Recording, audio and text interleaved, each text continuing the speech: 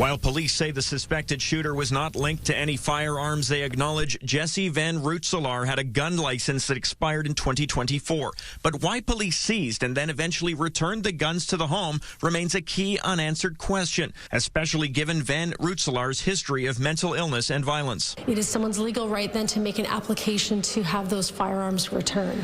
So, for what reason they were returned, what arguments were made, who those firearms belonged to, and whether or not they were the firearms used in the commission of this horrible attack, those are questions that need to be answered. Police have not revealed whether the guns retrieved from the scene are the same ones taken by police and then returned.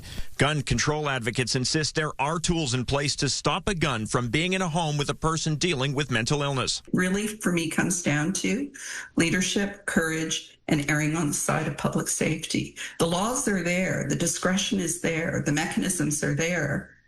Maybe the resources need to be improved, but we have the tools. It's whether or not we're prepared to use them. Details of the family's trouble are emerging. This 2015 court ruling denied Van Rootselaar's mother's request to move her children to the East Coast.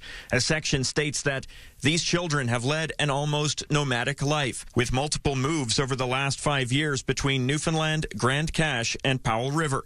The Canadian Coalition for Firearm Rights also questions why guns were returned to a household with a person suffering from severe mental illness. The firearms were seized out of that home for good reason. If you look down the list of the warning signs or red flags for the last half a decade, this individual, the perpetrator, should not have had access to firearms. No responsible adult or human being of any age would have allowed that. So my question for the RCMP is, how did they get guns back in their proximity? Police say a long gun and a modified handgun were found at the school, but will not confirm whether those guns were linked to the shooter's home.